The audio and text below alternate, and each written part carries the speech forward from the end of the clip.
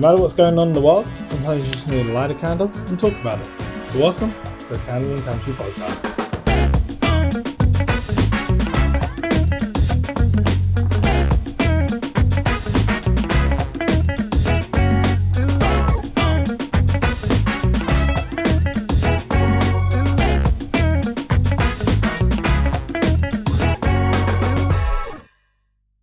Well, hello, my darling. Hello, my darling. How are we today?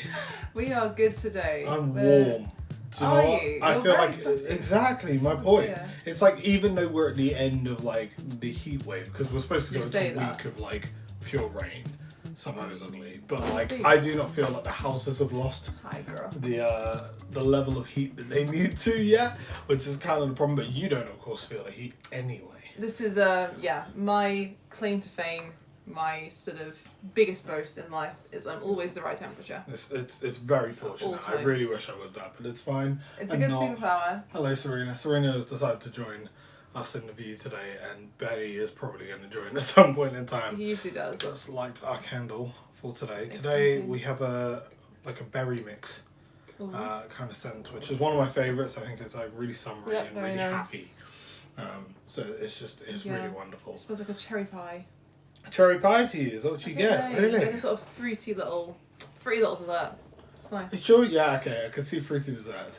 It depends on the type of person you are. You might want to eat it. You might just really enjoy the smell. I would not recommend I eating wouldn't it. eat it if you like. It won't work. It's Like not a good technically, it's organic wax, but also Oh yeah, we had somebody Oh, ask okay, that, we didn't did. we? We at an did, event? yeah. Yeah, she was They were like, like- "Is it edible? Can I eat it?" And I was like, and then she was like, "No, for seriously." real. And you're And I'm like, "Oh no!" And she's just like, "Well, you know, because beeswax you can eat." And I'm like, you're not supposed to though, especially with scented candles, because I just obviously don't see the that would be a scent good has idea. added things to the beeswax that no longer make it just like just- natural. It's not. And it's also not put through the same process as like Yeah. honey, so Well, it's it's like honey- technically edible, but Is it'll it- probably give you a tummy ache. Like honey just isn't beeswax in any meaningful way, is it? No, it's I've completely never different. met anyone who eats beeswax. Yeah, that's what I say. It's a completely Benny, different what do you process. think, Hello, sir? Benny. Are you a fan of beeswax? Would you eat bees? He probably He would. wouldn't have a clue. He would but eat anything. He clearly likes, apparently, the flag today, Yeah. interestingly. You can't eat the flag, that's very unpatriotic. Anyway, if you aren't aware of who we are, we run a candle shop called Musketeers, which just makes sense that, are a little bit different. As you can see, we have tins rather than your traditional candle glasses, and our whole thing is kind of making sense that really just say what they are. So if you're interested in any of those, if you go to our website, you can use code podcast for 10% off. Amazing. And that's the end of promos, because That's it. it's just us. We are not sponsored. We aren't sponsored at all. This is like our third episode, of course we're not. But it's good fun either way. Anyway, I wanted to bring up... What did I want to bring up? You better look at my phone, which has some. Zoe has notes, because Notes. I've got two phones that Yeah. are like... Dan, reminiscent. two Yes, phones. okay. My whole thing with this one is just thinking about... And it's because of things I've seen this week. But I feel like we're kind of running back into a world in which people are trying to buck the trend again, but they're trying to buck back to being maybe more traditional, is usually what the word is that's coined to explain this, but doesn't really explain it in any shape or form. There's been a lot like this, hasn't there, sort of recently, sort of a lot of discourse about people becoming more sort of trad wifey, that Yes, sort of thing. yeah, I think that's happened with JoJo Siwa. So like Yeah. she started dating. This will be well out of date. It will be, but like yeah, for any of you who aren't interested in JoJo Siwa in your general, Is there anyone life. who's not obsessed with JoJo? No, of course. You're funny. Anyway. So to explain this to you, basically, she went on Big Brother and she met a guy. She was dating another girl at the time, and she was specifically using the term lesbian to describe herself. She became close with a guy whilst she was on the show. And I think it was after the show when she decided that she was no longer specifically lesbian. Well, I think on the show I haven't watched the show, Sure. but I think on the show what people are saying is she was getting really close to him, Yes. and there was a lot of stuff there that I think I would be uncomfortable with seeing Yep. my partner do on TV I with agree. somebody else if I can't speak to them. Yeah. But then she broke up with her partner at the time Yeah. at the after party, and now she is openly with this man. First time she's been with a man. Yeah. And He's considerably yeah. older. As we say, that's not necessarily a problem, but it can could raise concerns. But I mean, it seems to be that she has sort of not just decided, that she's bi. She's sort of fully embraced this kind of trad wifey aesthetic. Yeah. I mean, it might be a full sort of coincidence, really. Like, it might be nothing to do with him. It could just be that Sure. for her latest song, that makes the most sense. Yeah. Or the problem is we don't know how far this trend will go, right? Whether this is a full switch or if this was just for stylistically one song. But it is also a trend, isn't it? Like, it's sort of, I can see why she'd play into that outside of her sexuality or whatever. Yes, and like obviously it's got to the point now. where like you get people like Sabrina Carpenter who are tongue-in-cheek playing with it, with her last album, Man's Best Friend, and the artwork of it. It's not even out yet. Isn't it out yet? When this comes out, it won't even be out yet. It comes out August 29th. Wow. Oh, sorry, of course you'd know that. You are a big fan. Right, this is my other claim to fame. I am the original Sabrina Carpenter fan. I went to a Sabrina Carpenter concert in the year of our Lord 2017. You're so funny. Yep. The year of our Lord. 2017. I was her first fan. I went to see Along her in with a however venue many that's people at the burnt gig? out. No. There were like 200 of us. It was tiny. Oh, and to be fair, that's pretty Mate, good. I met her at the stage door. Oh, that's amazing. Well, What yes. a life. Who knows? Maybe one day we'll happen to meet her and she'll remember you. She won't. Imagine. But no, it would be funny. I saw you in Glasgow in 2017. Yes. And you were wearing a long ass denim jacket. Oh, like actually long? Yeah, it was really long. Not longer than waist length? It was like a full length denim jacket. Wow. Yeah. It was? It was really okay, cool. Fair enough. And she was very short. I remember that. She was very... like, compared to now? I'm sure she's the same. She's like 5 foot, right? Oh, It's like fair. 4'11", something. Wow. Yeah. That's impressive. She's a tiny girl. Anyway, That's not really what it's about. But like, there's a general trend sweeping, which is people kind of wanted to push back to traditional values as they see it, and there's so many different ways that people go with it.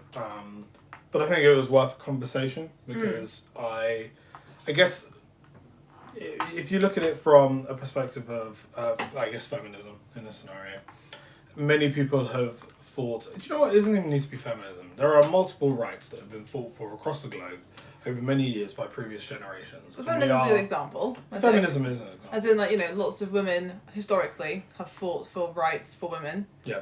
And part of that is the right to not utilise those rights, I suppose, right? In a sense, I said the word right a lot of times.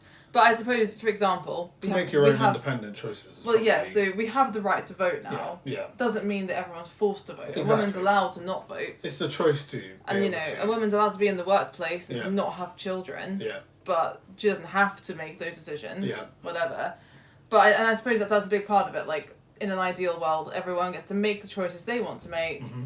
And feminism has allowed us to make any and all choices. Yes. But I think it is a bit more complicated than that just because of other stuff going on. Yeah, so I guess I feel like we're kind of slipping into a world in which people have fought for those rights. We now have them, they're just readily available. It's not this thing in which really is argued about all that much anymore. Well, I say all that too much. soon. Maybe. Sorry, yeah. yes, for a period of time, I don't think it was argued about that much. I think most people generally accepted that this is just where we are as a nation now, and it's accepted. It became the norm, perhaps. Yes. The norm is that women are allowed to work, women are allowed to vote. Yeah. Women should be paid equally to men, not that they are, but they should be. Yeah. Women are equal members of society. Yeah. It's generally the normal thing to believe, and people who disagree, that's a sort of deviant opinion now. We've kind of got to that stage. Yes, perhaps. which is good. But I think has now come with the buck of people being like, actually, we want to go back to traditional values. We want to, like, some women want men to provide for them. Some men really just want to be the protectors, as they see it. And maybe it helps if we just even start there. Is how do you feel about this? How do I feel about this? Well, I feel like I enjoy utilising the rights that were fought for on my behalf. I think having the right to vote is great. I think having my own career is great. I think having, bought a house by myself, technically, that's a good thing that I'm allowed to do. Indeed. It's very nice. I think it's great to have reproductive rights. I think it's great to have... Yeah. I am fully pro all the rights that I have. I'm very grateful that they exist. And I also think it's entirely fair that somebody else might not want to work, and they might be in a setup where they want a partner to provide for them for whatever Sure. reason. If that person also agrees to it, and I think, you know, I want to have children one day, but I think it's absolutely someone's right to not want to do that. I think I enjoy that these rights are available. That feels like it should be the bare minimum. Yeah, of course. And I don't, again, on an individual level, if somebody wants to engage in something that's a bit tradwifey. Sure. Well, how does it really affect you? This is the thing. So I guess the whole tradwife thing on an individual level, like, for example, the fashion, right? The fashion of it, I've got no problem with that. I think some of it's really cute. I think it's there's some nice looks. You know, the 50s were a interesting time fashion-wise. Yeah. Why not? You know, I think if somebody wants to say, oh, you know, something that makes me happy and helps my marriage is I get dressed up after work, I put on my makeup, I put on a cute little dress. That's fine for them. I think it's just the moment it starts getting pushed as like a, this is what all women should do type thing, you know?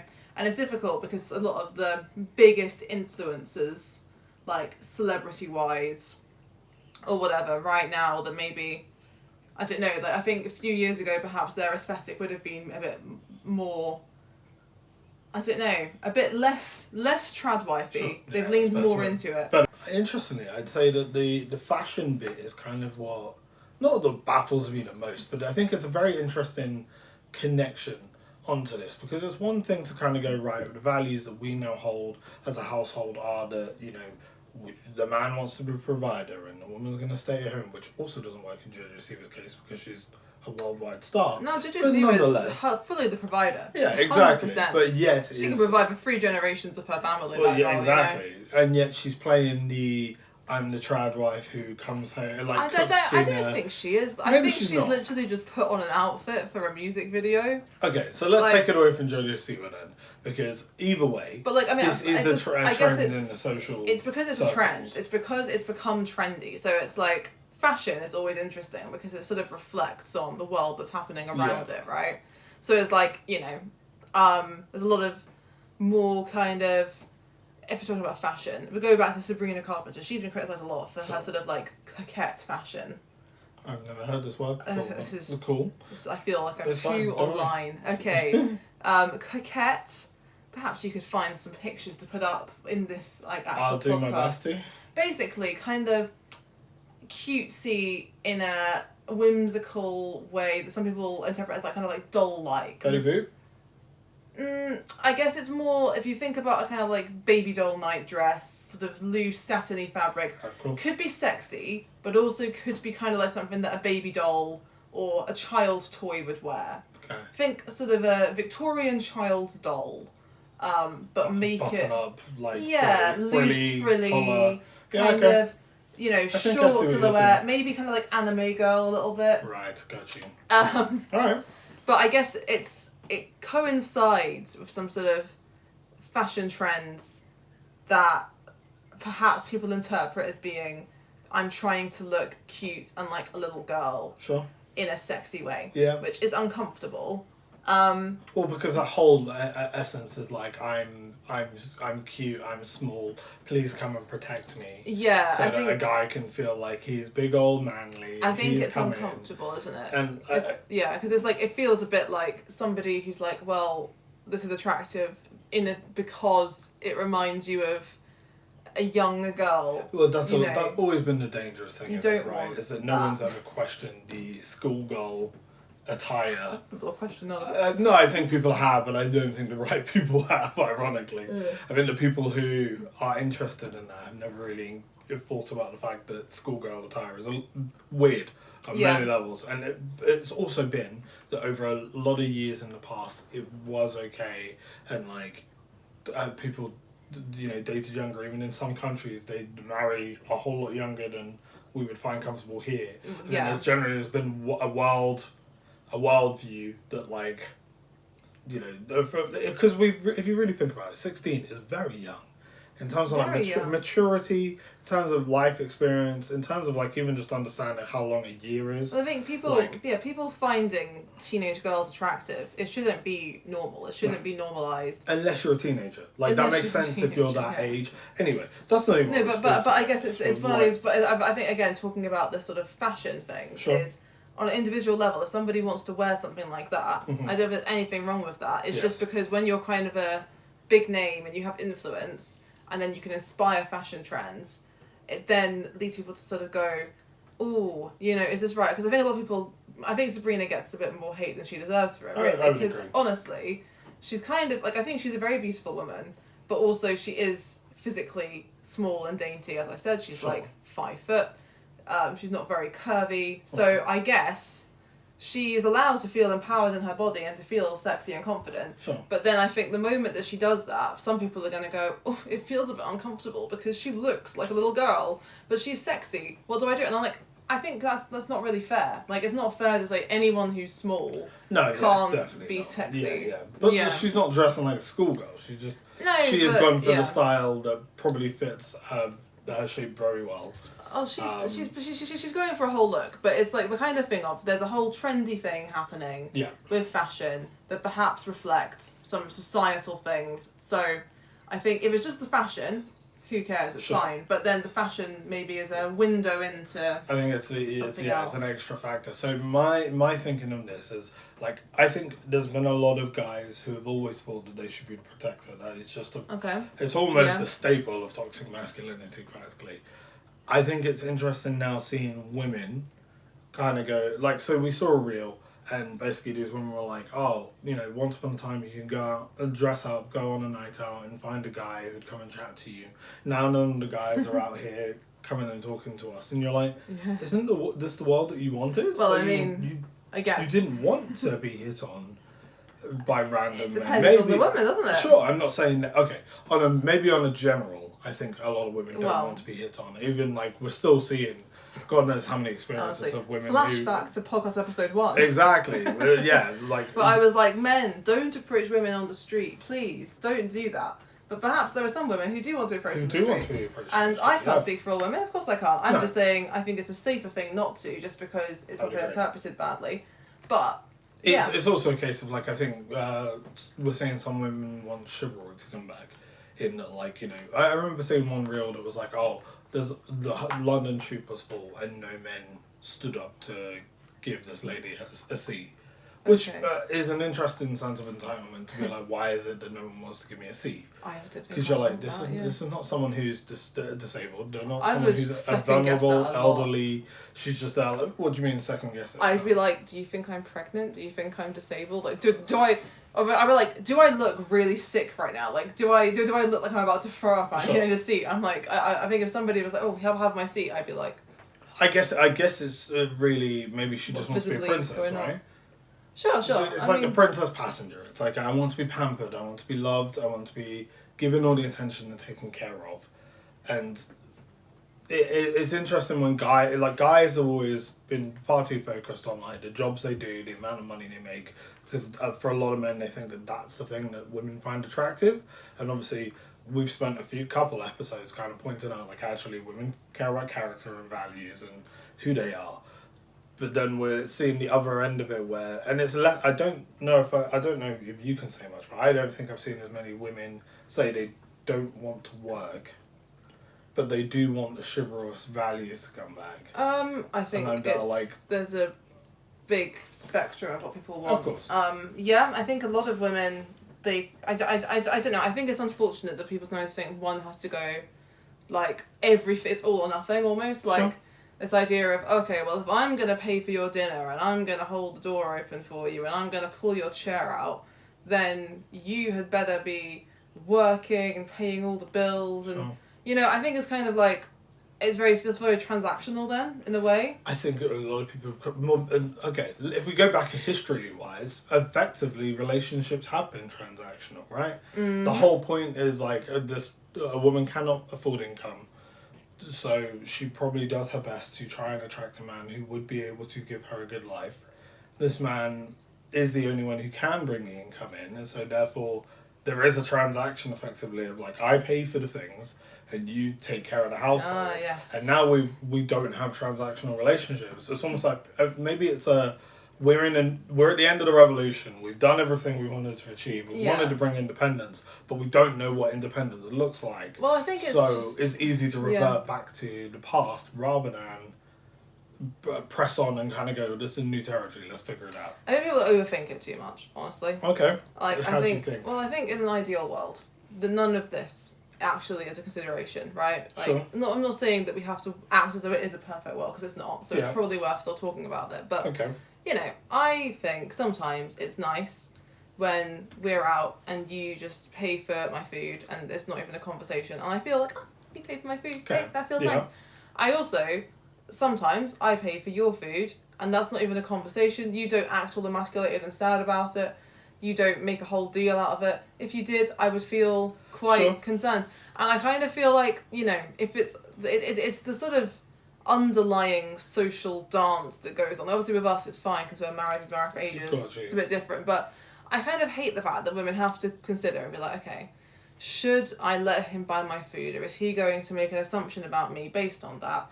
And you know, Let's or even you know, if he buys me something, will he expect something in ugh, return? yeah, which I've heard that. a Which I lot. always find interesting that it's expecting, like, because I could understand if a guy was there, like, I would love to see you another time, and like, you know, this is my small way of hoping that this encourages you to see me again.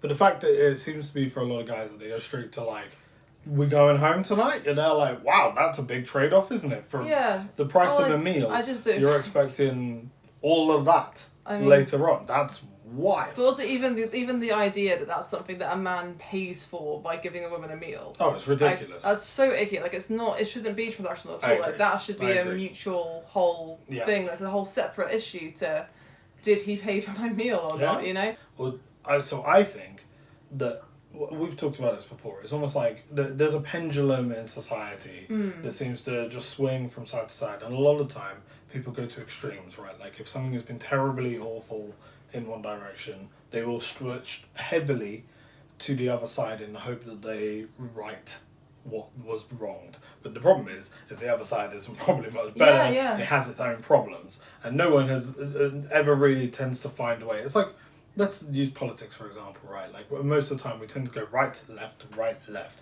We don't ever go, how do we find a way to combine these two worlds? Like, which there is a party for that, but they don't get far as much attention as they once upon a time did. Most of the time it tends to be we're all very heavily left, and I think even when we have elections, a lot of the time you go right with 52% voted in one way, and then it's almost like the 48 get forgotten about because they voted in the other direction, and it's almost like everyone goes, ha, you know, you lost, it's our world now for 4 years. Sure. And I've always had a struggle with that because I'm like, well, all it means is in 4 years, if it goes the other way because that party didn't do what they said they were going to do, then you swing the other Inevitably. way. And which happens a lot, yeah. The party then goes, like, other wins. The other side then goes, ha, you won, we've got it for 4 years, and do the same thing. And no one really learns. And I think we're now just in a pendulum where it's almost like because the world has switched to being incredibly independent and freedom of expression for a lot of people, like even when you see people arguing about like freedom of speech is going away, you're like, freedom of speech was never really stopped. Like we live in very free countries, and we've just tried to not liberalize. Oh my goodness. I don't even know what you're trying to say. No, it's fine. We're trying to free people who haven't felt Liberate. Yeah, that's the word. Sorry, my bad. I knew I was close. It's okay. I think I think that's almost a different thing though, isn't it? Because I think sometimes people, they think they haven't got free speech because they want to be able to say hate speech. But then if somebody on the other side says hate speech, right? Like if one of these people who's a immigrant terrorist says something hateful about white British values, they don't want that to be allowed. Sure. So they want that person to be deported and put in prison.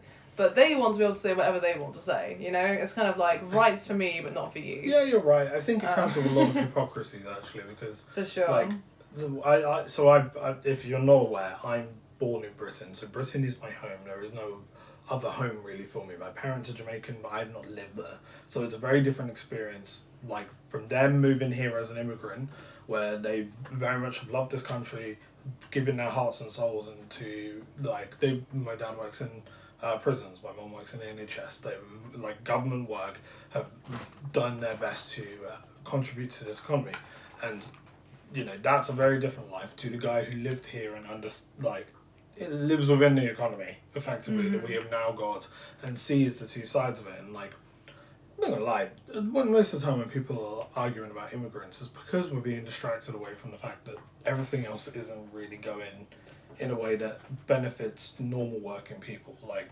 we're being squeezed tighter by pretty much every corporation there is in regards to how much we're paying for things. Like, we were talking about the other day where we were like, 2-3 years ago, before we had this house, I earned £10 an hour from Amazon, and we lived okay on that for a fair while. And then I got a job as a graphic designer.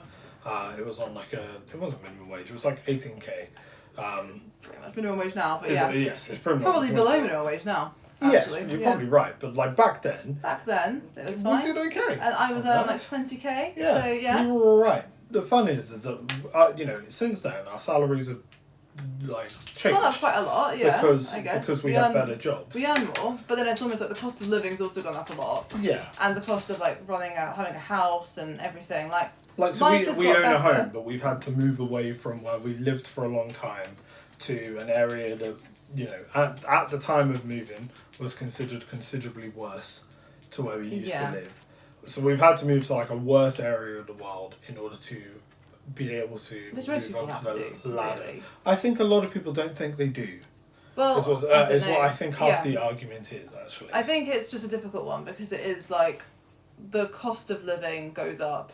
People kind of expect their quality of life to increase through time, which I think is kind of a fair expectation to have, right? You kind of think, well, look, I'm 40 now, I deserve to be living better than when I was 20. Indeed. But then it's also like, it doesn't always really work like that because it is sort of a tricky thing where life has definitely got better. I think we are much less tightly sort of on a budget than we were when, I was 20 and we were living off half my student loan kind of thing, you know? Yeah. It's better now, but it's not necessarily as much better as you'd think if you're just going to look at the pure numbers, just based on all the expenses and everything. And I think many people are kind of in that boat where you kind of think, oh, cool, I've got my kind of good job, I've got a good salary. 10 years ago, this salary would have been considered like, oh, wow, yeah, you're doing really well, good middle-class family. Sure.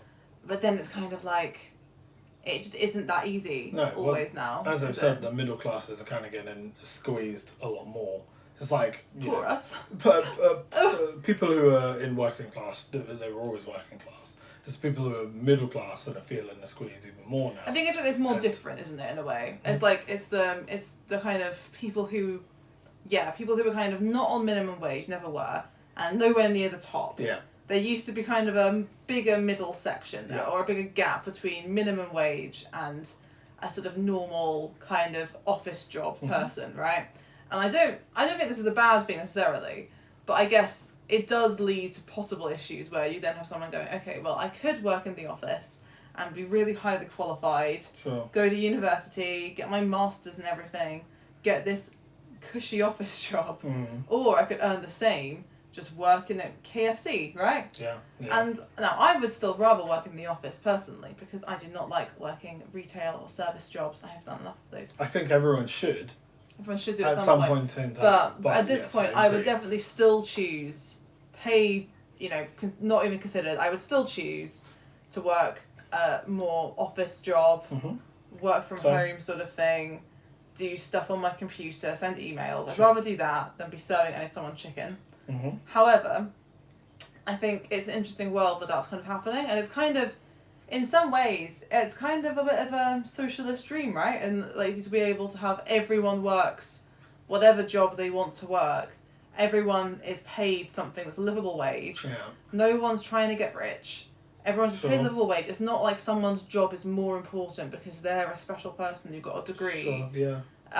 It's but just, I don't know. If the fun is like that might be the ideal. And I know there's some people who won't agree with us, but for us, we think that everyone should be able to do whatever job they wish to do and to be able to live a fair wage. I think that is the dream for life, isn't it? That'd be lovely. If everyone could do a job that they like. It's everyone's not able to do that at the moment. Well, yeah, I guess it's that. It's more that everyone's getting pulled down rather than pulled up. Yeah, I mean, it's really hard, isn't it? Because it's like, I think it's so easy to blame the petty bourgeoisie. Like, that's something like, what's that? Oh yeah, people like us, right? Okay. People who are absolutely fine, really. Right, yeah, Like, okay. they're a little bit stretched financially, like everyone is. But that's also But down they're to generally personal fine. choices, probably. Yeah, really, isn't exactly. Like, as in, we could live on a tighter budget. it? We Yeah. would survive. We don't need to own a home. Yeah.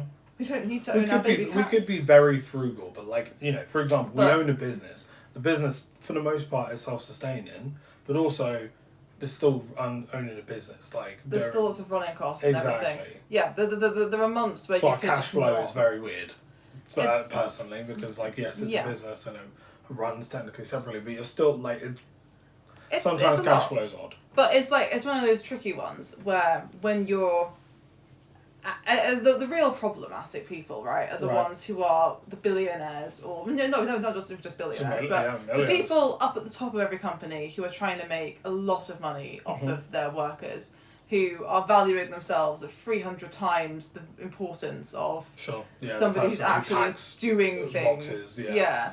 Like, those people are the ones really causing the problem. But I think there is also a problem with people who are kind of middle class and thinking, oh, but 20 years ago, I would have been so much more comfortable. I'd be able to go on 4 holidays Sure. a year, and now I can only go on 2. Yeah, You know, right. it's kind of like, that's a luxury. yeah. Well, this, I think maybe we this need, is we the need to thing know is what we've lost the idea of luxury really, because Yeah, I think what is a luxury? for most people they think of luxury and they would now go supercars, and I'm like, there are a lot of luxuries before supercars. Like even, and I don't support this argument in any way, shape or form, but you know there was a point in which boomers were arguing with younger people and going, well, you're spending money on your Netflix and on your Starbucks And your avocado toast. It's the avocado toast. Mistake. And we all know, or at least if you're a younger person, you're fully aware that that's literally not how the world works, because we're having to explain to a generation who has had tremendous amount of wealth growth in their lives without doing anything extra for it, but just because that's the way that the world worked. Yeah. And, you know, because you feel like everybody feels like they've worked really hard for what they've got, and they have. But when the price of your house doubles through no control of your own, it's very easy to think like, well, why is it that no one else has that? And you're like, because you experienced a surge in growth in the economy that is unprecedented, and we're not even sure it's probably going to happen. Oh, again. well, it's that thing, isn't it? It's like, I think the economy isn't fair. No, exactly. I don't think it's built to be fair. And I think the issue is, yeah, like there are a few generations, but I guess every generation has a different experience of the Yeah. economy and how it's gone for them when Yeah. they've reached their 20s and entered the world of work. Yeah. And there's some generations that have gone before us that have been far more privileged than our generation has been in that way. Mm-hmm. But, I mean, I'm sure it'll get better, it'll get worse, it'll be a bit of both. It's just, yeah, I think it it's is. the- But it's the you're difference so of- right, though, that people don't want to feel like they didn't work for what they have. Yeah. It's really, really, like, I think the moment that you suggest to somebody who's older and you go, look, the reason that you bought a house like that, and the reason that you are mortgage free at 30 is because, they say were mortgage free at 30. Sure. I think most 30-year-olds now are not, but you know, the reason that you were mortgage free at 30 years old, and you know, you're now in a position to go on 4 holidays a year, and you've got so much in your pension pot, you've got millions in your pension pot. The reason that you're in that position is because you did work, but also you were very privileged. Yeah. I think it's really hard to make that sound in such a way that isn't just sort of going, you're lucky, you haven't worked for your stuff. Yeah, I think the problem is the word working class, because I think let's not forget, humans are very simple, and I think we all hear working, and you go, well, I might be middle class, but I work very hard. Oh. Like I saw a reel from, I think it's LBC, and it was about a guy who called in, he was like, I have 8 houses, but I still feel like I'm working class. And you're there like, No, but mate. You're a landowner. yeah, you're like, literally, if you own stuff, if you own actual assets, you are moving out of working class. That's how Should we talk about classism? Oh no, I mean there's What, there's an element of this that is superiority in a sense. So like, but yeah, before we go into classism, I think there's a grounding to understand that like people are generally struggling with the fact that things are different. I think they're struggling to allow people to be different, Yeah. and maybe it's even just the difficulty of realizing that the world is not the world in which they grew up in. And I think this is a thing that happens just maybe as you get older. I mean, like even the amount of times when we sit here and we talked about AI and like, you know, well, there was a point in which AI was incredibly scary, and there's a lot of people who still go, it's going to take your job. And I'm there like, I'm not going to lie, AI is a bit like a tractor replacing a cow. This is going to age really badly. I'm sure it will, to be perfectly honest. It will age terribly. I'll be honest, I think AI is a real problem, definitely, I think as a boomer. No, I mean, I got a memory flashed up recently from 3 years ago, but I made some AI art, and that was still a new thing people do. Which is, I'm mild, because I didn't know AI existed back then. Not in like... AI existed for ages. I know, but like not in you can make art with it. It was I've quite always new known and fresh. AI like algorithms, formulas, stuff like that. I didn't know that you could make art. I think 2022 there was a whole boom of this website you can go on it and it'll make some AI art and you can do this and it'll put you in an AI. Right. You know, you can get an AI photo of you as a Victorian or whatever, right? Okay. Wait, so like thing. You know when you put in like a picture of an old relative and their mouth would move or their face would move a little? Like, is that what that was? Similar stuff like that, sure. I guess. No, yeah. So I think the fun is that I come into it late. Right, yeah. Well, you're not an early adopter. No, I'm not an early adopter. But what I was saying is, I looked at this art, right, and at the time, I didn't think it was good. I'll just clarify that. But I was like, wow, it's amazing that AI can make that. Amazing. AI's made a picture of Waluigi and Bob the Builder hanging out together. That's what I prompted it to do, which is a bizarre thing for me to do, but never mind. Thank you for sharing. But looking at it now, right? Thinking at it now, I was like, that is awful. Like, AI has come on so far since then. Yeah. And like, it's coming on with every so year, much. It takes so many leaps forward. This is my toxic boomer trait. I can't really tell if it's AI art or not. Like the number of things I see, but all the comments of people going, that's AI, right? And I'll be like, I had no idea. But I think it's the fun of, about once a day, I see something where I go, that's AI. Sure. So I kind of feel like I can recognise it. You recognise it to a degree. I feel like I recognise it. There will be a point in which I agree. I think I'm missing it all the time. I generally say that I think once AI reaches the point in which no one can discern. But people are still going to think they can. This is the thing. People still think they can, but I think people, there will be a mistrust that I think enters social spheres, and people will start to rely.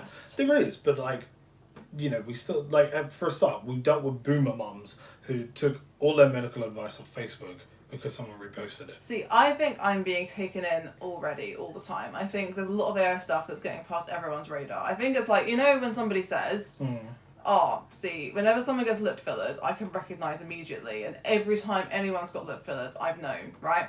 That is absolutely a statement that you cannot prove. That's an unprovable statement. Yeah. That's someone going, well, I've seen people get lip fillers 6 times in my life, and every time I've noticed it. Sure. But say 20 people they know have got lip fillers, and 14 of them they didn't know, they wouldn't have that stat, would they? No, because they haven't been able to gather the information. So I can go, I can always see AI, always, every time.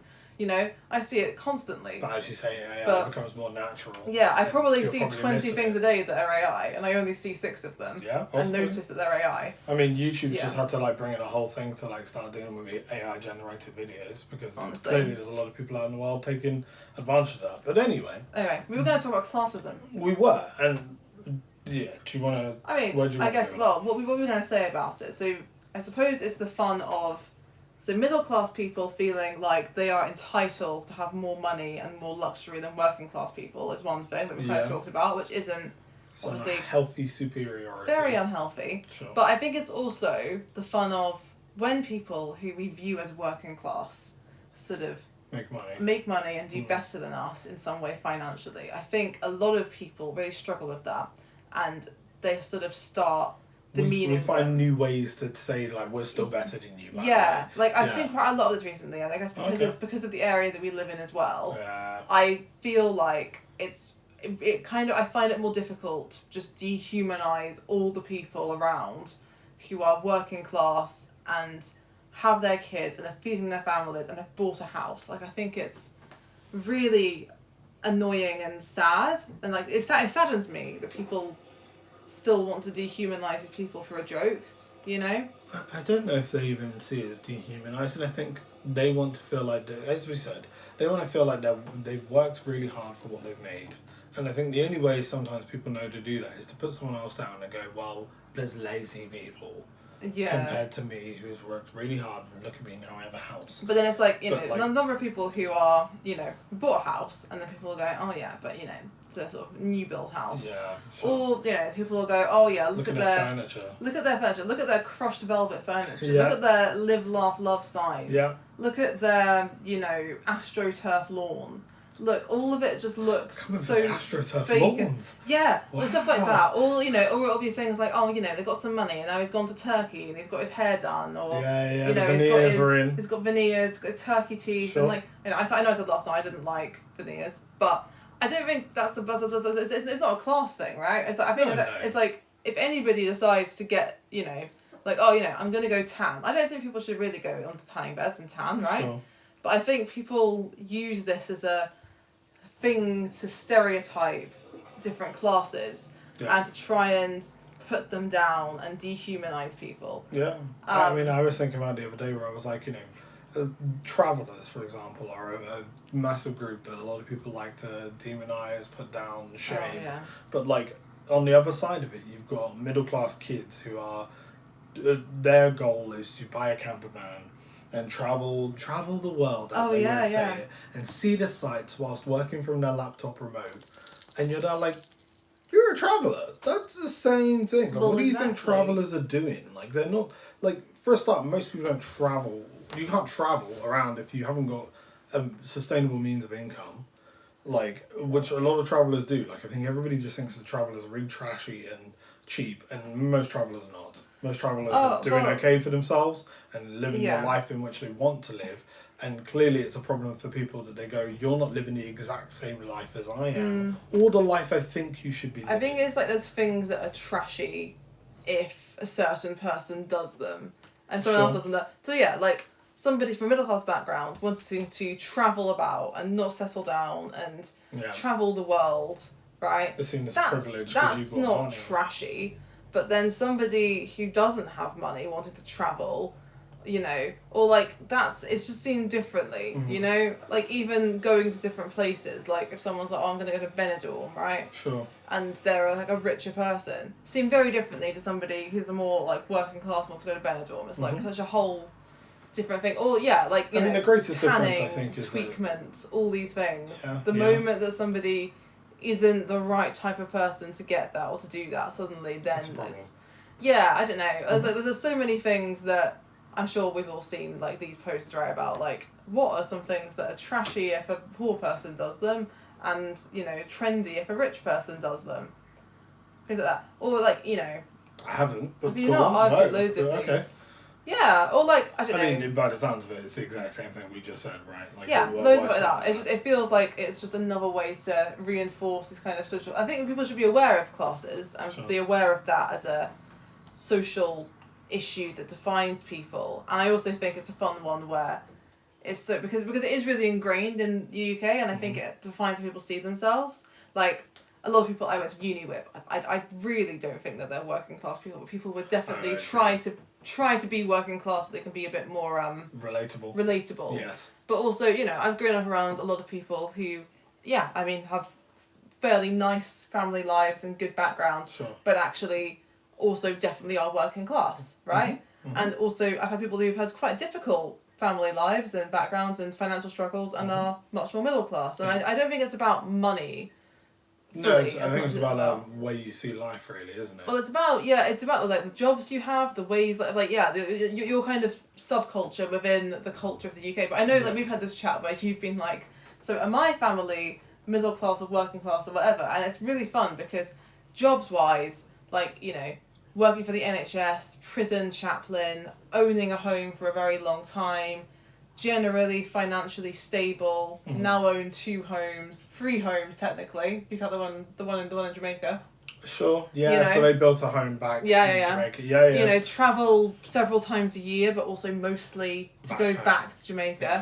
Yeah. It's you kind of look at those numbers and those facts and you think definitely middle class. But then it's different when you're an immigrant, isn't it? Yeah. For them, it's a different life. It's not... They don't slot into this British class system that we've invented. Well, as you say, most people don't think about the sacrifice it requires in order to leave everyone you know and love to move to an entirely new place. Yeah. To make a better life for yourself. And we've got a couple of friends who are actually moving to like Asia now, and they're having to effectively do the same thing. It is very much like immigration. They're moving to get better jobs, a better lifestyle, and a better life for themselves. But they are having to leave everyone they know, and like that's an incredibly difficult thing to choose to do. Big move. Yeah, but like, and so there's an end of that that's working class. But at the same time, they've been here for a long time. They've gained assets. They've also gone through that, surge in the economy where prices have gone up. So they've been able to benefit from that. That's it. They're currently a landlord to someone else who, like, in their previous home, whilst also owning a new home that's closer to their parents. You were privately educated for about 2 minutes, weren't you? You were in primary school. Dan went to prep school. I did. I went to a private school because, again, my parents were like, we're going to sacrifice in order to make sure that you have the best education. Yeah. But that's the thing, is like, if a white person who'd been here for 5 generations said that, you'd think, right, absolutely, this is kind of upper middle class behaviour. But it's a difficult one because the two don't always correspond in quite the same way. I'd say the argument is almost sacrifice, right? Because like if you are someone who has come with very little assets and choosing to put everything into private education for your kids, that's a greater sacrifice than someone who's got a trust fund behind them who's like, it's $2,000. There are so many people though, because it's not $2,000. Like, there's so many people. $2,000. Term. It's far more than that. It's $5,000. Far more than that. It was. Okay, but I guess it was like 5. I suppose there are lots of people around who their annual income is less than what it would cost to put a child through private tuition at school, right? Now, maybe because maybe times have changed, but I imagine you're not getting a school nowadays. It's like less than about 12 grand a term kind of thing. So there's probably an end of kind of going, well, actually, NHS and government, like a prison job back then was probably an incredibly well-paid job. Like the house in which they owned used to belong to the prison, and the prison was selling off homes to people who worked there. So they've already managed to gain an asset. Yeah, it's been subsidised. Managed to get an asset for less than it probably would be. Sure. If you were just selling them normally, their jobs would have given them a very comfortable, stable life. Which even now it's still fairly stable for them. As you say, the fact that you can rent out your home and go live in another one, that's a fair amount of wealth. And but they don't. But it's also difficult to sit there day with to day, they don't live like exactly. But it's also that's a comparative, because I guess none of us were raised by people who were like throwing money around a lot, right? No. Like we're not used to being like, multiple holidays a year. Sure. Let's have let's have fancy cars, like at one point my parents couldn't go to Jamaica unless it was like once every 4 years. Yeah, exactly, and it's like you're not going on other holidays all the time, and stuff like like having cars, right? Like my parents always used to buy new cars, but they also bought 2 new cars ever because they'd have a car for like 10 years, and it was also one car for the family. And that was very normal. So to me, like having a 2-car family was like, wow, it was a lot. Bougie. But then some of my friends who were working class had like 2 or 3 cars in their house, right? Okay. And I'd be like, wow, you must be fancy. But then but it's like priorities, right? It's priorities. Yeah. But it's like there are people who absolutely could not afford to run 2 cars, or to take their kids to private school, or to go on holiday twice a year. And there's people who would be like, for me, that's a priority. I'm going to put that as like a big thing. Sure. Like, we always travel really cheap. We don't travel very often, but we travel really cheap when we do. We try and go like once a year, and we will go to like an Airbnb that is in the middle of a town that is not like the main area of where we're going. And we will take local buses, local taxis. I'm like, I want it to cost me £150 to go there. Exactly. And we like a cheap and cheerful trip. And we'll happily do all the work it requires to find food and all that. Yeah, because if anything, we enjoy seeing that end of it. Whereas there's a lot of people who go to like resorts. Which I have a problem in itself, because obviously going to a resort isn't actually seeing the country. But that's also such a manufactured area. But it depends on the person what they want. It does depend on and what they need. Like I think if you have kids, you can't do what we do. At least not so simply. I mean, like we had this whole thing when we were in Tunisia last year, and it was like half this trip. I was like, this is so good. But if I had a kid, I would be so stressed. Yeah, it'd be wild. Like the number of times we were like in a taxi. There's no seatbelt. The driver is on his phone. The driver is speeding. Yeah. The driver is smoking in the vehicle.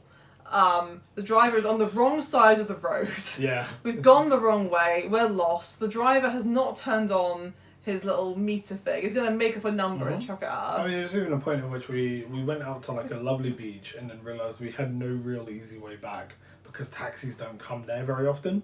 Yeah, and so we had to like walk like 2 miles. It was probably longer than 2 miles, but a long way. It was less than 2 miles. Was it less than 2 miles? It was just uphill. It was Okay. uphill I mean, about 35 degrees. It felt sure, I'm a like large guy. 2 miles uphill is a lot. You were walking. Maybe for it was bit. a mile. Let's say a mile to be convenient. Yeah. But like we walked a bit plus uphill to get back to a main road to find a taxi, and I was there like, this is one thing if it's us, it's another thing if you have kids. Imagine screaming child, like Screaming kids who are just there like, why are we carrying doing up a this? hill. Yeah. But no, it's just chaos. like anyway. But yes, I think there's lots of things that have being double income, no kids. Yeah. Lots of privileges there. There is. But I don't feel like we live a particularly bougie, fancy life. But obviously, compared to many people, our life is very good. Mm-hmm. We are financially very stable. Mm-hmm.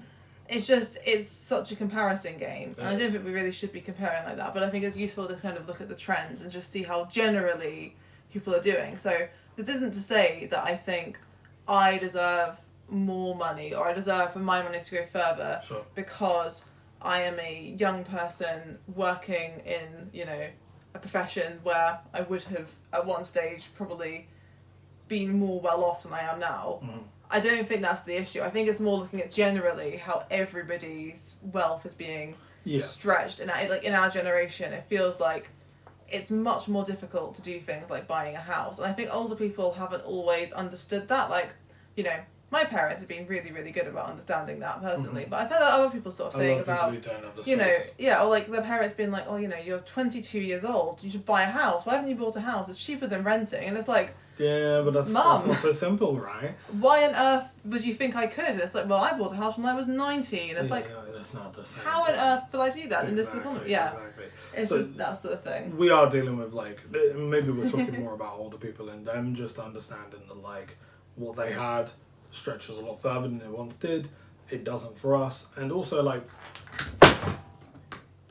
a phone died, so we're going to take a break. I'm going to blame the cat. Honestly, I think the cat looked at it and it just went. Anyway, we'll be back in a minute. And we'll talk about the rest of this. We will.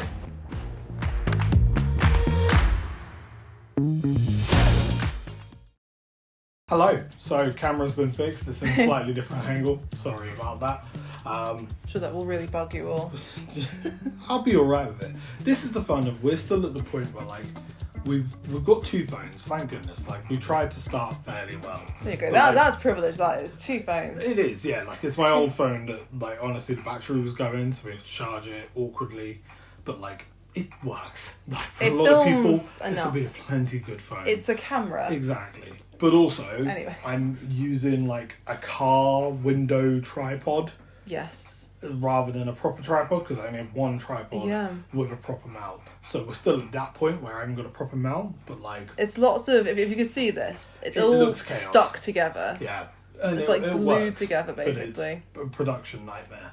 There'll be a lot of people who'll be there like, oh my goodness, well, we're doing this off our own backs. We're not putting a huge amount of money into this. We just want to try and make this a cool thing. I love Serena in this shot right now, on the red phone. It's fine. Amazing. She'll be alright. Serena is queen. Anyway, so yes, we were talking a bit about stuff to do with different generations, sort of like Gen Z versus Boomers, all of that. Yeah. So part of this was kind of even just analysing the older generations, the way that they're interacting with younger generations, and so I think there's an end of where we were talking about how people want more traditionalism. Some of that's coming from the older generation, I think, a lot of the time, being like, well, the world's changing and we don't know how to deal with it. And maybe a bit of it is like, when, as we understand things better. So like there was a point in which we didn't have many words for like psychological states of being, right, besides insanity. Psychological states of being is a great phrase. But sure. I was trying to be general, broad, but like yes. Once upon a time we just called everything insane. Now we understand things a whole lot better. Hysterical. There's a lot of people who haven't necessarily done the work to understand those changes and just go, the world's changing. Well, I think people have always done that, isn't it? Like, I think if you look through history, it's always like the old generation is always saying, oh, these young people, oh, they're They're changing. lazy. Like, The I'm sure, lazy like, comes up a back lot. in the day, somebody sharpened a stick, and people were like, these young people with their sharpened sticks. Oh, the world's going down the toilet. Look at this. Well, we had this the other day when we were talking about like one of your friends' aunts in Scotland who knew you when you were kids, and were there like, oh, you two like vagabonds just running around like delinquents. It's not quite like, what was sorry, it anyway, wasn't the relevant. words, but like it just makes me the day were there viewing as if you two were just like absolute deviants running around causing a muck. I think that's a slightly different concern, but yeah, I see what you mean. I think that's a whole different personal situation there. But I think I don't know. Sorry, my bad. It's okay. I thought that was in the same train of it's thought. kind of like I don't think she actually thinks we were deviants. I think it's just sort of funny, isn't it? But Alright. I don't know. I guess no, don't be sorry. It's fine.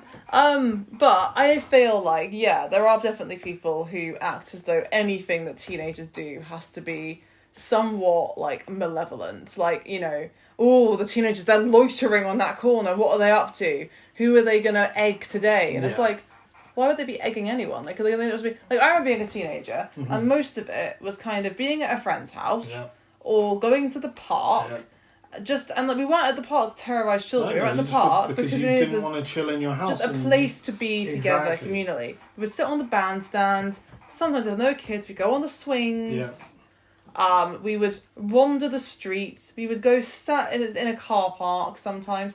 But I can understand now as an adult, if I see a group of teenagers, you know, like, what are they doing? And a lot of the time it's really hard to remember that, like, actually they have no place they can... Like, when you don't own your own home, when you don't even have autonomy over your own home, you can't just invite your friends over. You have to ask mum and dad. And mum and dad are probably going to say no. So you go and hang in a park.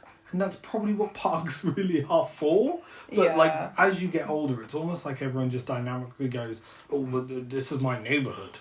My and neighbourhood. Like, everybody gets really not in my tight backyard about their exactly. I don't like know. well, I even just saw a video about like how many gated communities there are across the US. I don't know if that's a thing that's starting here massively. We have some gated We have a communities. few, but like even the fact that that's a changing thing. Yeah. And like basically everyone's just on the space where they feel like nothing happens outside of their own space. What Serena, why are you licking?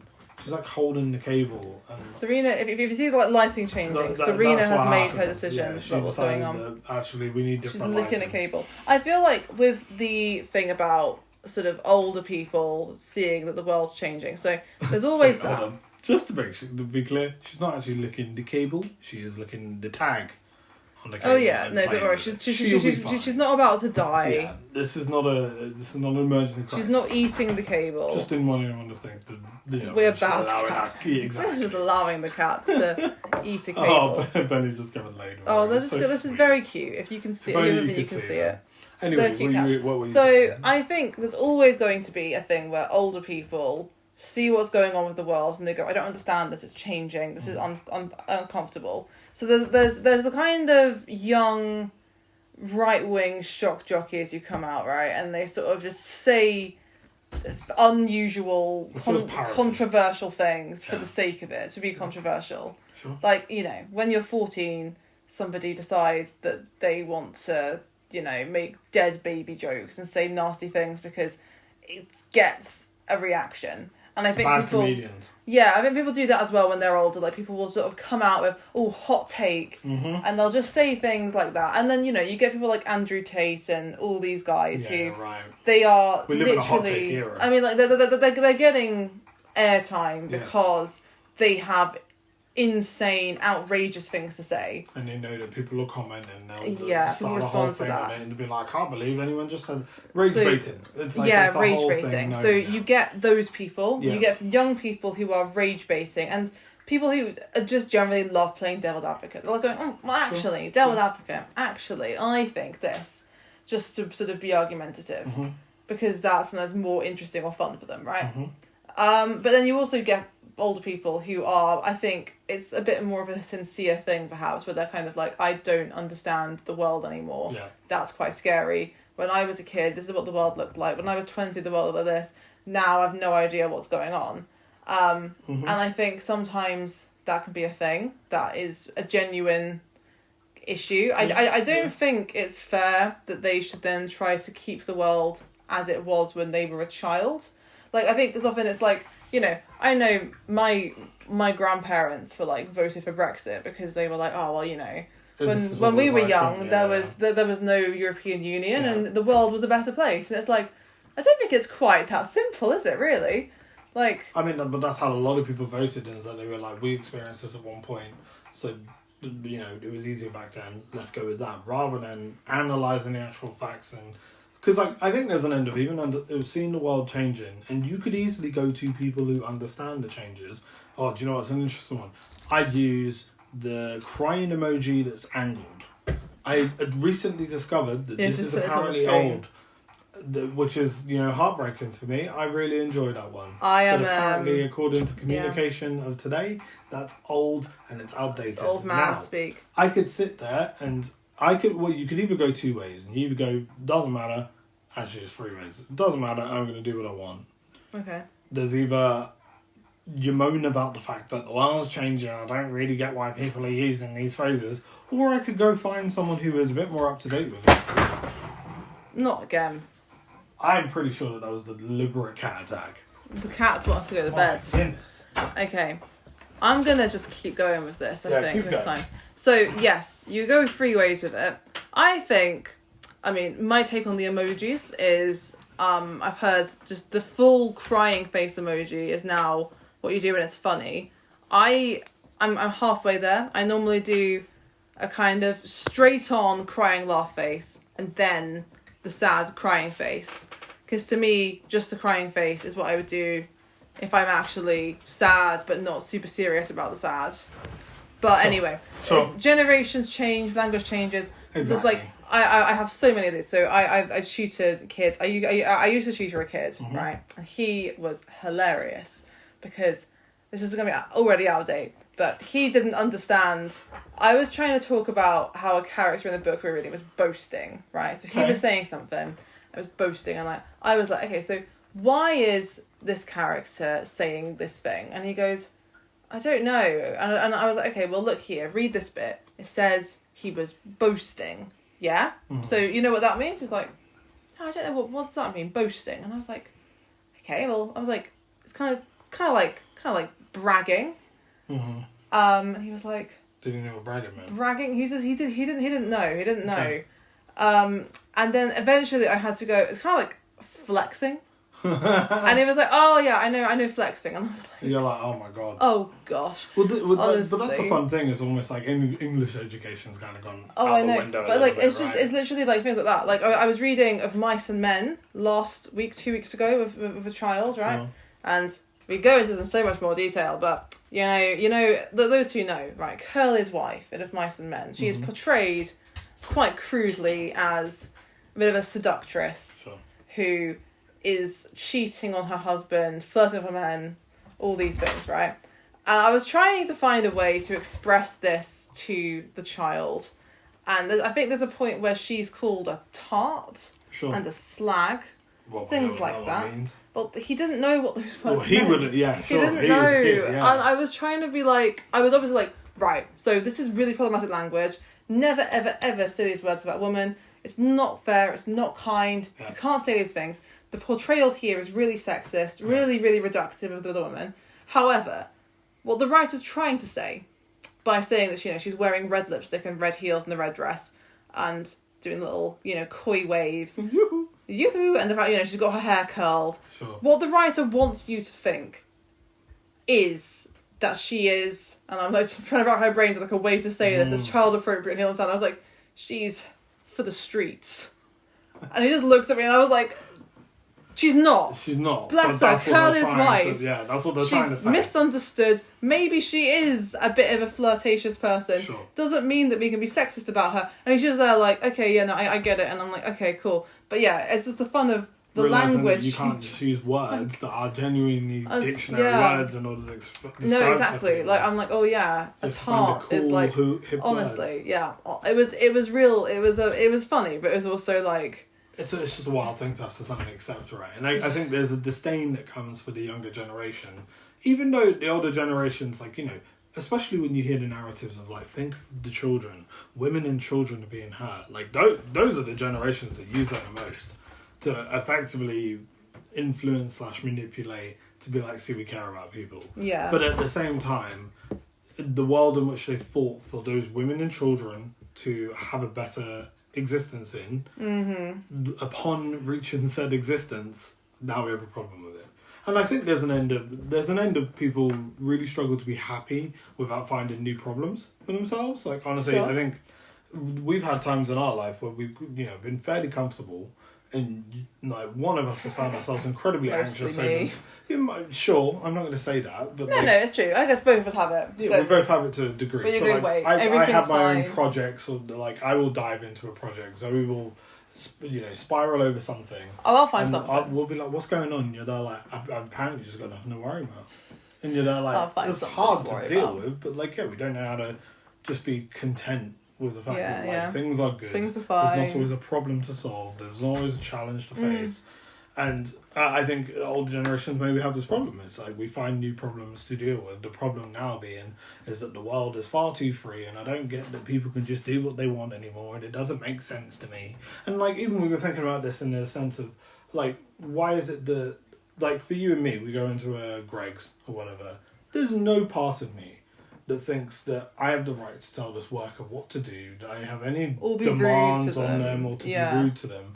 But yet it seems to be older generations who will happily go into a place and be like, I want to return this, and be absolutely indignant if everything is not Return my done. sausage roll. Yeah. No. I mean, I mean, agree. I had it when I worked in Did Grace. you? Just people who No. come back and be like, can't believe this is cold. And you're Oh there my like, gosh, the sign that would- says that it's not supposed to, it's not warm. That would annoy me at if it Greggs, just actually. came out the No, you're so right. But if You're it so just right. came out the oven, it's like you're yeah. not paying for hot food. You're paying It must have for been food daily that that would happened to happen. just come out of the oven. It's the full Greg's roulette, isn't it? It Like, is. when you go to Greg's, you're like, oh, it could be stone cold, it could be boiling You hot. just don't know. You just don't know. You could ask them. But it costs £1.20. But even the So fun of you could ask them. Yeah. You could ask them, and most workers are happy to tell you when things just came out the oven. But people don't do it. They just go like, oh, well, it should have been warm. I And enjoy you're like, Greg's roulette. please notice the sign that says food's not hot.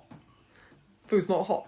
Yeah, you're not paying for hot food. But anyway, this is the whole thing. Well, I'm like, no, but that's the thing, isn't it? So it's like people who are older, sometimes they feel like respect goes upwards. So it's like young people should respect older people.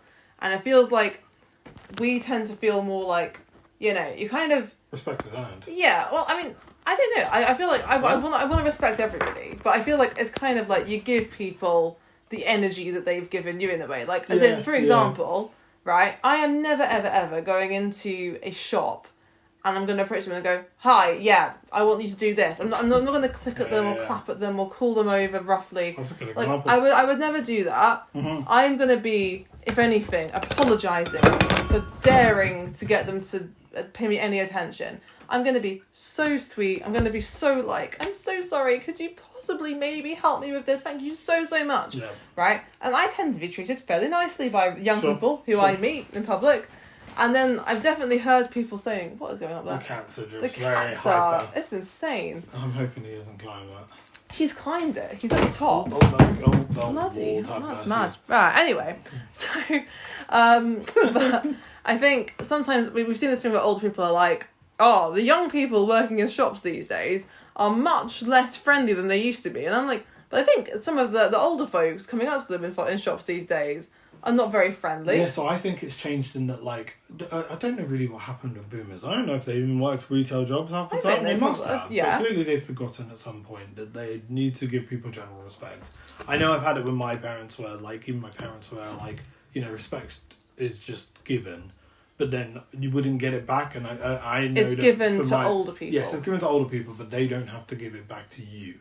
And like, so I think for them, they expected the respect is given. Maybe that's what they had to do to their parents. Well, yeah, maybe it was when they were younger, they did the work of respecting people, and now they deserve to cash the benefits. And now they want to get respected, but the difference is the new generation who have experienced a new world, probably fought for by that same generation, are actually like, no, respect should be earned. It is a case of it goes both ways. And I think Gen Z is even more, is, as you were saying, I think a bit like, we shall reflect back whatever you give. Well, like, I think it fully depends on what you mean by respect, right? Like, I'm not going to just treat anyone like an authority. No, if that's what you mean by yeah, respect. sure. I think that's probably what they mean by respect. I agree. But like, But you I know, think it's like I'm gonna be kind to anybody if I can be. Yeah. But yeah, I think it's much easier to be kind to somebody when they are Kind to you. being generally a decent human being. Yeah. When someone's being horrible to you, I think you kind of don't deserve to be given like the "Oh, sir! Oh, of course, sir. Yes, no worries. I'm so sorry that your sausage roll was a bit cold. Sure. I'm so sorry. Please forgive me. I'll give you anything." Like, you know, I think if someone's come in and shouted at you, you don't necessarily give them a particularly lovely reception. Well, but I mean, it's I guess people maybe expect that they can go in and shout at a person working in food service or retail, and that should be fine because the customer's always right. And I don't think that should be expected. So I think the generation of boomers were probably very harsh to their kids. And I mean, their kids just had to stay in line. Yeah. I think they then raised the generation of people pleasers. I'm not saying everyone is. A lot of people aren't. But there are a lot of people pleasers in our generation who, you know, really having to unpack the fact that they do not have to just be everything for everyone. And like maybe even a part of that's trained into like our retail experiences, the fact that you have to be constantly nice and smiley to everyone, no matter the job that you're doing. For a lot of people in the world, their tips rely on customer service. Like, it's a customer service generation almost in a sense. And then you've got a Gen Z who I think, you know, they don't have the same promises that our generation did in terms of like, if you do this, you're going to have a good life. They don't have that backing them up. I don't think that they have been trained to people please in the same way, to be like you just got to do whatever people need. I think they're kind of there like, we'll just reflect about whatever comes. It's just more blunt. Well, and I think that's entirely right. But the difference is now like older people who feel entitled to respect is probably what that is. Maybe. Because why else would you go in and just demand things, right? I mean, I have to say, this is a fun one to speak on, because I know old people sometimes complain that the Gen Z generation that's doing jobs is really rude and doesn't... I think I've seen a lot of people sort of talking about how Gen Zs don't have the same work ethic as well. Oh, so I think that a lot, kind of like, it tends to be Gen Zs have boundaries. So kind of like, someone will go, oh, well, look, you know, when I was your age... If the boss told me to come in at 8 a.m. for no extra pay to sort of prepare for a meeting, I'd have done that, no issue. You've told me you've got your yoga class and you're not going to miss it. I've seen that one. What does that mean? And it's literally just we're not in your time. And they almost just don't get the like, oh wait, so you're telling me you won't just do whatever the job takes. But it's like, it's difficult because I think I'm probably a bit more like that. Like I think I'm really happy to... I mean, I don't, but I have a really flexible job. I mean, my job is so flexible. That is the difference, right? Like if you it's a very good job for an adult human who can manage their own time. You know, it's a great life. I can decide when I want to start, when I want to finish. Yeah. Just to be at the meetings when they happen, right? It's like I have to go into the office. Like it actually took me a while to negotiate having a day from home, and I think it took like me being pretty burnt out for half a year, and also a car breaking down. Like if you think about it, I think both of us do tend to give above and beyond anyway. I think we don't just work somewhere because we have to get paid. No, we want to actually care about what we're doing. But at the same time, I'm not going to come in an hour early, and I'm not going to leave. Yeah. Like, but like I think the thing is, like, you have to have boundaries, and I think often younger people get somewhat abused. Not that's a strong word, but their boundaries get abused because they haven't got family commitments.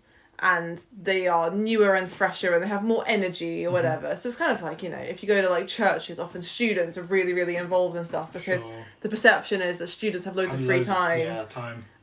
Which isn't always true at all. But, you know, it's this kind of idea that when you're young, you've got all the time in the world. You can do whatever you want. But you can focus on things like building your career and stuff. Yeah. And people might just have less boundaries around that when they're young. Yeah. Whereas if you're like, I've got to go home for bath time, I've got to feed the kids, you know. Well, which is an annoying thing. It's like, if you have kids, suddenly the world is like understands your boundaries because they can't push kids. Yeah. Like they can't push your family. But if you're a single person who also wants to have same level of boundaries. Yeah. Now it's a problem because they're like, but you have, like, they just know they can push the bars. But equally, like, women often get discriminated against in the workplace because there's a perception that they might have kids one day soon. Sadly. And if they do that, then they might not work as many hours.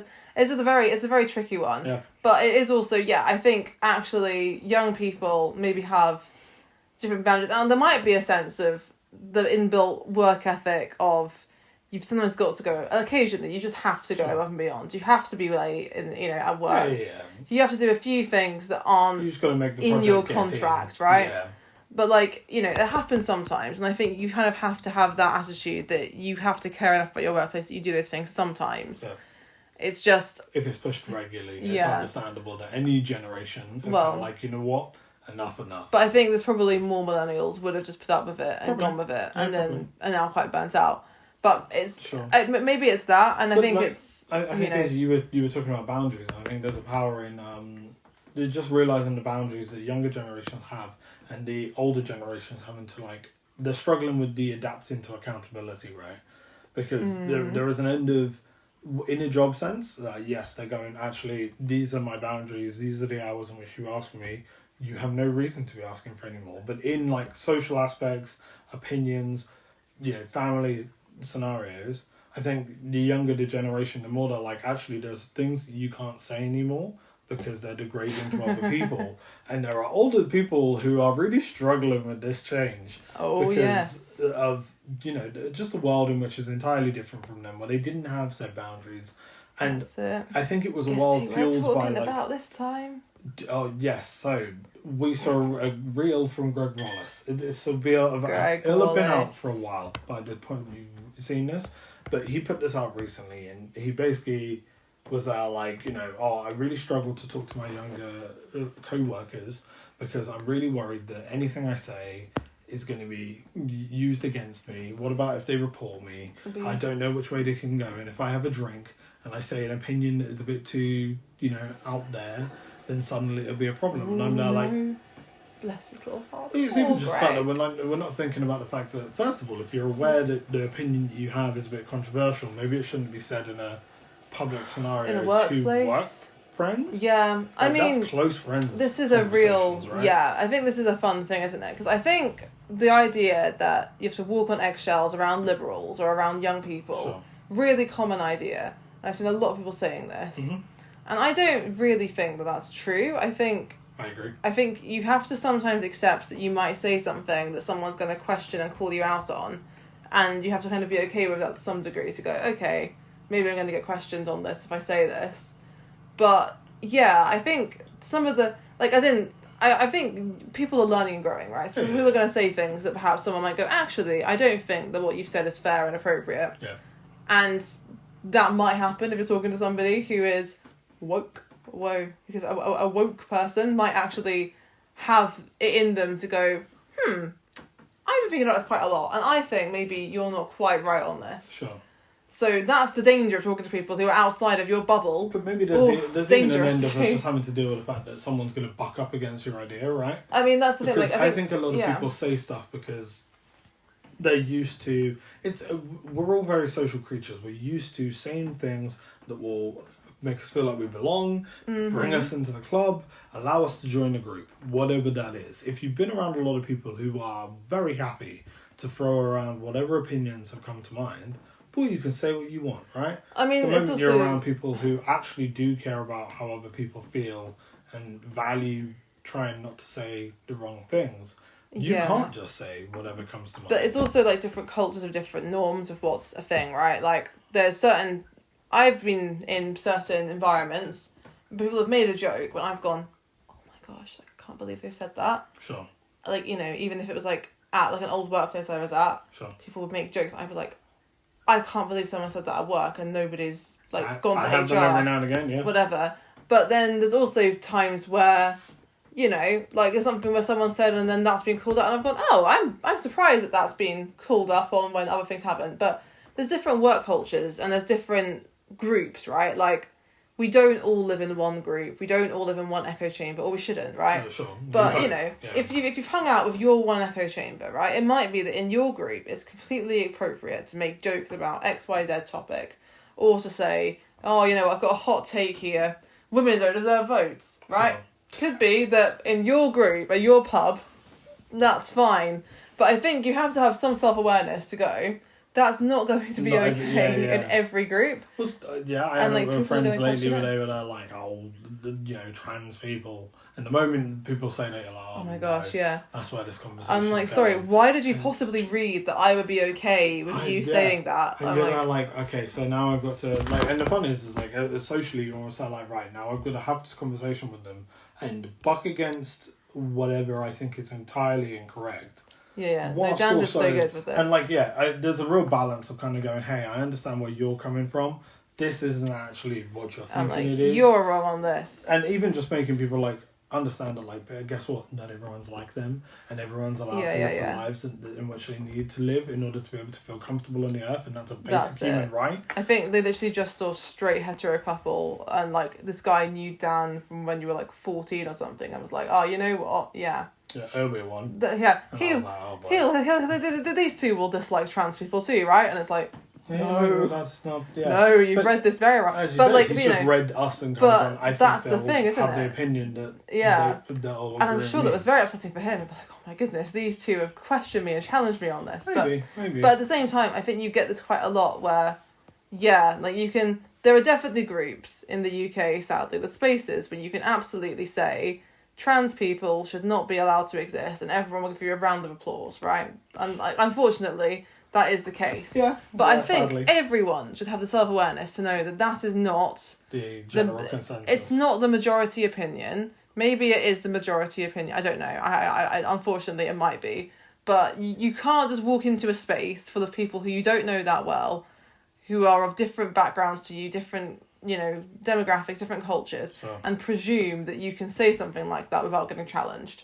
I don't think people have the right to say those things unchallenged, and I think a lot of people who don't like trans people or gay people or women or immigrants, they are upset that they can't say those things unchallenged because they're like, wait, sorry, I'm the freedom of speech. I should be able to say whatever I want. It's like, no, like somebody can challenge you on what you've said. It doesn't mean everyone's going to like it. Like I've got older parent that I know that does it, like they homeschool.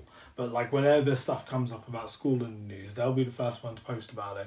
And I've sent them many a message about what I thought about what they've said. And, you know, I do my best to be like, I understand where you're coming from. I understand your point of view. Also, here's some extra facts to think about in this grand scheme of why these changes are being made.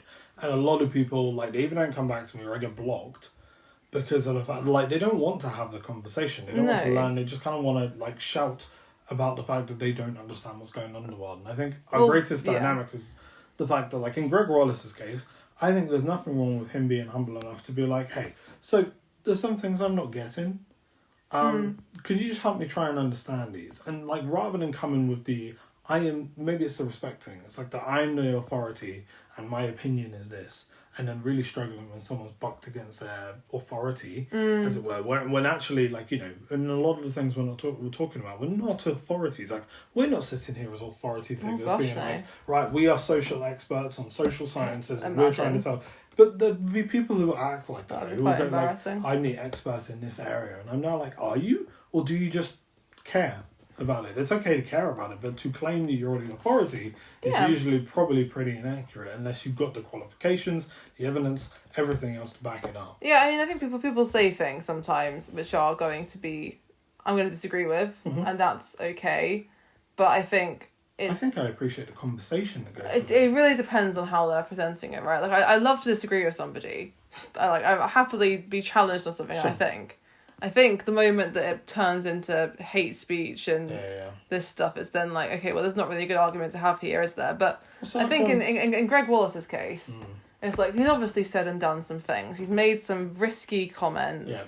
He's said some stuff he really shouldn't have said as someone's boss, as a man in the workplace, as a human being, in my opinion. But obviously, there's groups and demographics in his life where he could have got away with those things, and he has done. John Barrowman's going through the same thing. John Barrowman, went for a very similar thing where I think at the time, generally, what he got up to was considered to be funny. It was a joke. But also, like, in both of these scenarios, I don't think they've ever really thought about the fact that maybe some people were not uncomfortable and did not feel they could complain. Well, exactly. Like, Because I think you're that's the just thing. because It's the they never culture. heard anything doesn't Yeah, mean so that just there was an to actual problem. clarify on John Barrowman, he used to sort of flash people on the set of Doctor Who, and that was an open secret. It was talked about a lot, and it was always as a joke, and it was almost like everybody who spoke about it like it's the really funny thing that happens, right? But also, how could you complain about it? But Right? how Because can you he's the complain? authority, But that's he's the thing. star. It's like if somebody goes, "I'm uncomfortable with that," then people are gonna go, "Oh no!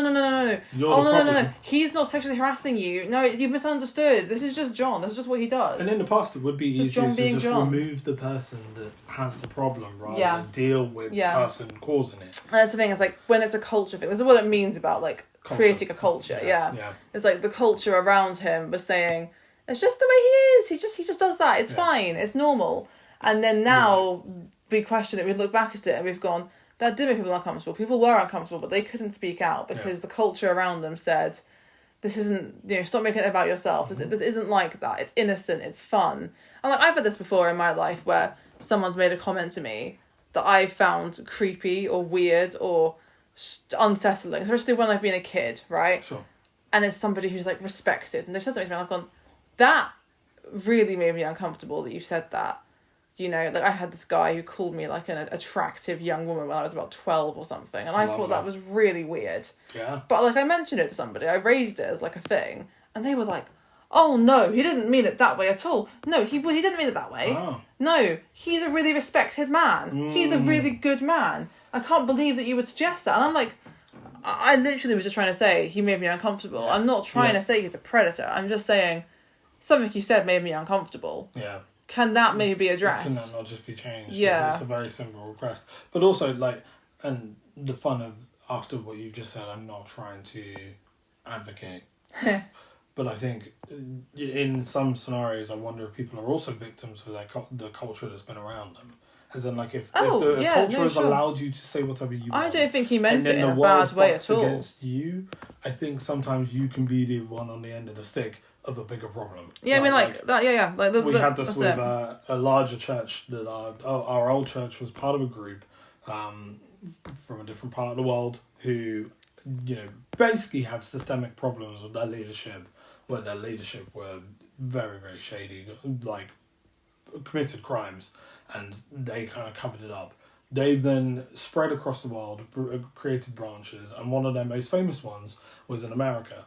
Big pastor led it. He was, very, what's the word? Not eccentric. He was very charismatic. He really took the world by storm in regards to leading Christianity and the growth of it in that style. I had never heard of him, I have to be honest. Which is fair. Upon realising, I imagine there's a lot of people who won't know any of this that happened. But basically, he then got found out to have cheated on his wife via his work laptops, and then also a lot of other leaders in the other branches also had similar things, or problems, or sending dodgy images to people. Yeah, it's still wild. Who knows? And this whole world crumbles a little bit, and obviously this guy takes the biggest fall because he's the one that fell first, and then it ends up going back to the original church location and then find out that there's problems further there, and the pastors have to be removed and new people. But it's kind of like how long that culture's gone on for. But it's a culture of protecting the men in charge, right? Exactly. It's a culture of generally, lots of underlings, lots of women, lots of people who are less senior who are policed really heavily on what they do. Very strict kind of rules, purity culture going on there. And then the men up top can kind of get over anything. They live like kings. They're kind of idolised, and no one says they're idols. If you try and bring anything up against them, they're like, well, this guy's respected. And it's probably people saying, we don't even know how to start dealing with this because and that's this man is so big. And that's the thing, is like, I don't think in my case, I'm almost certain he did not mean it in a creepy way. I don't think he even considered it to be creepy. And I don't think at the time I thought it was creepy in like an actual he's trying to harass me way. But sometimes you only realise later on. I think but I think there's an important distinction. Like sometimes people can say something that you're not like, I feel threatened by that. You're not like, oh, I think he's trying to flirt with me. Sure. You can still be like, that wasn't okay to say. Like I've had that plenty of times where someone says something and I've gone, I'm not accusing you of trying to flirt with me or like, start something. But what you have said isn't okay to say. Yeah. Yeah. And like I think which is important because I don't it's know if very that always important. happens anymore. Where people go, I understand what you were trying to say. Can you see that what you had Yeah. said? Or it'll be like, wasn't- like there are loads of things that are inappropriate to do in a relationship, in my opinion, even if it isn't like, oh, well, Illegal. illegal. Like, yeah, even if it isn't like, oh, well, I'm gonna, like, a stupid one, but like, if you were gonna like hold hands with somebody because you're in love with them and you're cheating on your wife, obviously that's a bad thing to do. But if you were gonna just hold hands, not for any reason, just innocently, we're gonna hold hands and we're gonna walk down the street and hold hands and there are no feelings involved, it still might be inappropriate to do, even if it's going to be misconstrued. Yeah, even if there's no feelings involved, Yeah. it could still be that still crossed the line. I think the world's almost forgotten. Like it could be meant innocently. Yeah, no, for sure. Like in Christianity, we always had a term which was living above reproach. Living above which reproach. Effectively meant living in such a way that people couldn't question your actions. Which honestly, I think it's pretty impossible. It's a bar that's too high. Imagine. Because it's basically impossible to people Judge judge. everything. They see anything and they'll judge you for it. Oh But boy. I do think that people live a little bit too close to the line. Yeah, kind of like maybe we could get away with this. It depends on the person, right? It's like some people, you can't possibly try and reproach them or suggest that they're doing anything bad because they're a good person. Yeah. And some people, I'm a good guy. they're a good guy. But yeah, it's also, I think the moment sometimes you call somebody out, they go, but I'm a good person. I'm a good person. It's like, I'm not saying you're not a good person. I'm saying what you've just done now wasn't okay. Yeah. What you've just said to me wasn't really okay. The way you treated that person there, that wasn't great. And maybe apologise. Kind of going, but like I'm not bad. You know my heart. You didn't. I'm good. I didn't mean anything bad Yeah, by but it's it. like, but you're not perfect either. It's okay to have messed up. Like we're just telling you so that the next person you encounter, you help. Hopefully deal with that a little bit better. And it did just make me think. If we're saying that the older generation is a generation that kind of almost has an authority complex because of the way they've been brought up. And now the world's changing where we do not protect authorities or authority figures regardless of what they say. Maybe that clash is almost there where they're like, I'm basically having to humble myself as what I thought was the authority figure. Sure. Down from authority to be an equal with someone else and kind of go, maybe. Being equal. Exactly. Well, people don't like being equal, do they? They want to feel like they're better and doing better than someone. And the question is like, actually, the world's moving towards guess what? We're equals, and sometimes you aren't the authority figure on a certain topic or on a point of view. You don't have all the facts, and even when faced with, it's like the people who double down after having been faced with more knowledge than what they knew. And they're like, no, I don't agree. And you're like, there's nothing to agree on. This was a fact. This is proven knowledge. Yeah. And they're like, no, I don't agree. And I'm like, I understand that it's really hard to just accept for a second that you are not the authority on this. But we need to embrace being learners in life rather than leaders. I think we all have to do that for sure. And I think sometimes there has to be space to let people learn better. Yeah. Like I was listening to somebody talking recently about this, where she was saying about how she used to be much more on the kind of vocally radical left kind of side of things, right? Sure. And a lot of the things she would say is she would almost online troll people. You okay? Yeah. Should I have what are you looking at? No, just try and see if the camera's okay. I've checked them, babe. That's fine. I can see them from here. I think you can see them better. I can see everything. Yeah, but yeah, she would kind of troll people online almost. Okay. Like, people would say something transphobic or homophobic, and she would be like, die in a hole. You suck. Wow. Like, basically be like, you are irredeemable now. And the issue that she found with that is that then they all get this opinion that left-wing people are really mean.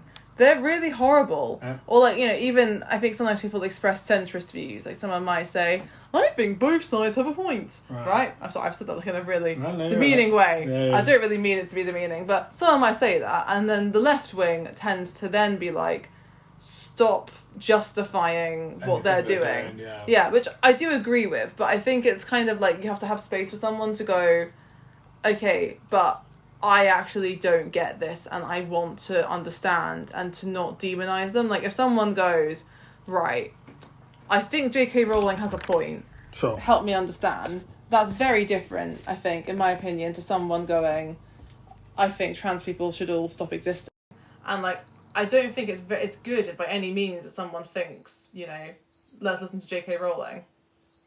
You're right? Yeah. But I think it's really important that if someone does have those thoughts, they're allowed to have a space to maybe learn and grow without having to then go and, perhaps become more radicalized. Sure. Like, usually I think if somebody is treated badly by the left, they might then be encouraged to spend a bit more time leaning into, sort of all this stuff that they probably could have avoided if they hadn't been sent down that path. Yeah, I get you. Yeah. So I think it's having a space for learning and growing, all those things we do. And it disconnected for some reason. Yeah. Having a space to learn and journey on, to be able to ask questions. I don't think it's anyone's responsibility to educate everyone as well. I think that's an important thing to say. Mm-hmm. But I think it is trying to have a bit of grace for people who aren't at the same stage of their journey, and everyone's learning, everyone's constantly gaining understanding. I feel like I stopped learning things. It's a pretty sad day. I would agree. Don't want to be in that position. I remember seeing someone posted a video, and basically it was talking to liberals and being like, the fun is that in some conservative cases, a lot of Trump stuff, for example, there are people who are starting to realize that maybe this was not the best call. But the problem that we deal with is that those who knew better from the beginning want to, because they're dealing with the frustration and all the anger that they're having to feel from seeing the world as it is, want to go, I told you so. And the problem is that being the people who knew better requires you to have to entertain that person and bring them along the journey a little bit and going, ha ha, I knew better. I can't believe that you had like this the whole time. Yeah. Because that doesn't help anyone. Yeah. Unfortunately, we people are proud, and they're already struggling to admit that they were wrong. Yeah. I think they get turned off by anyone going yeah, ha ha ha. So you actually just need to be we need to have better conversations generally. I think either sides need to be humble enough to just try and understand the other people, which is really what we're trying to do in this whole thing. It's just trying to break down, how do we understand people who are not like us to make our world a better place, because it's going to take all of us in order to fix this planet. We can't just exclude people for sure, because it's easier. I think lots of people have really good intentions with opinions that I disagree with, and I think if I want to tar everyone with a brush that says you all are bad intentioned people who just want to hurt, I think that's not really fair. And I would love to understand where people are coming from more, because I think that really helps us all to learn and to grow and develop. So that's a good reason to be doing this rather embarrassing thing of having a podcast. But we always say with this, we don't want to be like podcast bros. We're actually just trying to make a space for a conversation. Podcast but anyway, bros. We should probably go to bed. It's actually it's so a late one. We do this one probably far too late, but hopefully that's it'd be really interesting to hear your thoughts on everything we've said. As I've said before, we do this on YouTube. We've got Spotify. We've got Amazon Music. Feel free to comment on social media. We'll post little shorts of this, but let us know things that you are thinking in regards to this, because you're part of the conversation too, and hopefully we'll start to be able to actually include your thoughts in our podcast as we continue forwards. That's good. But thank you for joining us today. I hope you all have a great night, great week, and we'll see you in the next one. Sorry, I'm yawning. Oh, there it is. Night, guys. Night, guys.